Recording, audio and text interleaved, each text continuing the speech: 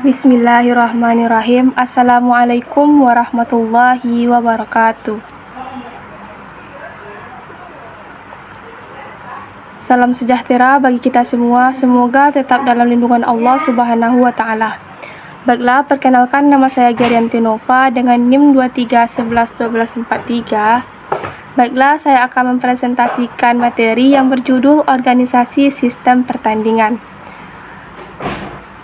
Materi yang pertama yaitu pengertian dari organisasi sistem pertandingan.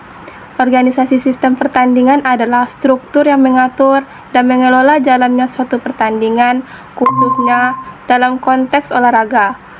Organisasi ini memiliki peran penting dalam memastikan pertandingan agar berjalan lancar, adil, dan teratur. Selanjutnya yaitu ada macam-macam organisasi pertandingan. Terdiri dari dua macam. Yang pertama itu berdasarkan skala, yang kedua ialah berdasarkan jenis olahraga. Berdasarkan skala ada tiga macam. Yang pertama, organisasi internasional, yaitu organisasi yang mengatur pertandingan di tingkat dunia. Contohnya FIFA, yang merupakan induk dari cabang olahraga sepak bola di seluruh dunia. Mereka membuat peraturan yang berlaku di seluruh dunia dan menyelenggarakan turnamen yang besar. Yang kedua yaitu organisasi nasional, ialah organisasi yang mengurus pertandingan di tingkat negara. Contohnya yaitu PBSI atau Persatuan Bulu Tangkis Seluruh Indonesia. Yang ketiga ialah organisasi lokal, adalah organisasi yang mengatur pertandingan tingkat daerah. Contohnya klub-klub yang terdapat di daerah setempat. Adapun macam-macam organisasi yang berdasarkan jenis olahraga ialah yang pertama, organisasi cabang olahraga tunggal, ialah organisasi yang mengurusi satu jenis olahraga saja, misalnya yaitu PBSI. Yang kedua yaitu organisasi multi cabang olahraga, ialah organisasi yang mengurus berbagai jenis olahraga, contohnya KONI. Selanjutnya yaitu macam-macam sistem pertandingan.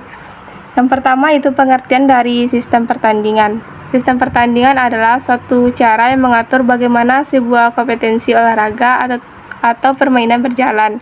Tujuannya supaya semua peserta punya kesempatan yang adil untuk menang dan menentukan siapa yang jadi juara. Adapun macam-macam dari sistem pertandingan ini ada tiga. Yang pertama itu sistem gugur, adalah suatu sistem yang mengatur pelaksanaan pertandingan di mana peserta yang kalah tidak berhak mengikuti pertandingan selanjutnya. Pertandingan akan berakhir apabila pemenang tidak mempunyai lawan lagi. Yang kedua itu sistem kompetensi. Di sistem kompetensi ini ada dua macam. Yang pertama itu sistem setengah kompetensi, yaitu sistem yang jika peserta bertanding dengan lawan yang sama hanya satu kali, kecuali jika peserta tersebut bertemu kembali di babak selanjutnya. Selanjutnya itu ada sistem kompetensi penuh, adalah peserta bertanding dengan lawan yang sama sebanyak dua kali, yaitu di kandang atau di tandang, atau disebut juga sebagai home and away. Yang ketiga itu sistem kombinasi, adalah sistem yang menggabungkan dua sistem menjadi satu sistem, seperti menggabungkan sistem kompetensi dengan sistem gugur. Contohnya yaitu pada babak pendahuluan menggunakan sistem setengah kompetensi dan babak selanjutnya itu menggunakan sistem gugur.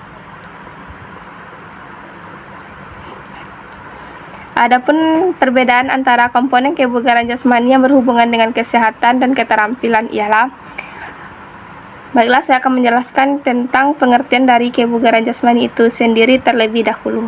Yang pertama itu kebugaran jasmani adalah kemampuan tubuh untuk melakukan aktivitas sehari-hari tanpa merasa kelelahan yang berarti.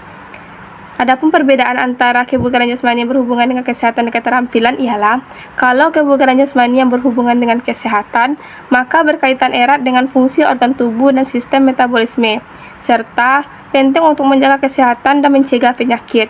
Adapun komponen-komponennya yaitu ada daya tahan jantung, paru-paru, kekuatan otot, daya tahan otot, fleksibilitas, dan komposisi tubuh.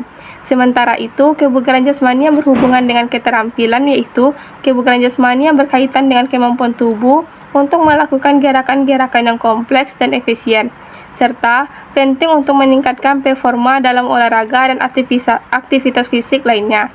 Adapun komponennya yaitu ada kecepatan, kelincahan, keseimbangan, koordinasi, daya ledak, dan kecepatan reaksi. Selanjutnya itu ada pengertian dan manfaat aktivitas fisik secara teratur. Yang pertama itu pengertian dari aktivitas fisik. Aktivitas fisik itu sebenarnya ialah semua gerakan tubuh yang membuat kita mengeluarkan energi. Nah, jadi ini bukan hanya cuman olahraga, tetapi juga kegiatan sehari-hari kita seperti jalan kaki, berkebun, naik tangga, dan lain sebagainya. Aktivitas fisik teratur adalah melakukan kegiatan-kegiatan itu secara rutin, misalnya dilakukan beberapa kali dalam seminggu. Adapun manfaat dari aktivitas fisik yang dilakukan secara teratur ialah yang pertama, menjaga berat badan ideal. Yang kedua yaitu membuat jantung dan paru-paru menjadi kuat. Yang ketiga yaitu meningkatkan fleksibilitas tubuh. Selanjutnya yaitu memperkuat otot dan tulang, menjaga kesehatan mental, mengurangi stres, kecemasan, dan depresi, serta membuat tidur lebih nyenyak. Adapun aktivitas fisik yang direkomendasikan untuk orang dewasa ialah yang pertama itu aktivitas fisik dengan intensitas sedang. Setidaknya selama 150 menit dalam seminggu. Ini bisa kita pecah menjadi 30 menit setiap hari selama 5 hari dalam seminggu. Aktivitasnya meliputi seperti jalan cepat, bersepeda santai, atau berenang. Selain itu, untuk dewasa juga dilakukan rekomendasi dalam melakukan aktivitas fisik dengan intensitas berat selama 75 menit dalam seminggu, seperti lari atau bersepeda cepat, atau olahraga tim seperti sepak bola. Selain itu, banyak aktivitas fisik yang direkomendasikan untuk dewasa juga meliputi latihan kekuatan otot. Setidaknya dilakukan selama 2 kali dalam seminggu. Latihan ini bisa berupa mengangkat beban atau melakukan gerakan tubuh seperti push up dan sit up. Intinya, aktivitas teratur itu seperti investasi untuk kesehatan kita. Baiklah, kesimpulannya yaitu organisasi sistem pertandingan adalah mengatur cara kompetensi olahraga berjalan, mulai dari aturan main sampai penentuan pemenang. Tujuannya untuk menciptakan pertandingan yang adil dan seru, sekaligus mendorong kebugaran jasmani dan aktivitas fisik yang teratur. Dengan berolahraga dan mengikuti pertandingan, kita tidak hanya meningkatkan kesehatan tubuh, tetapi juga melatih keterampilan gerak dan membangun gaya hidup aktif yang bermanfaat bagi kesehatan secara keseluruhan. Baiklah, itulah yang dapat saya sampaikan.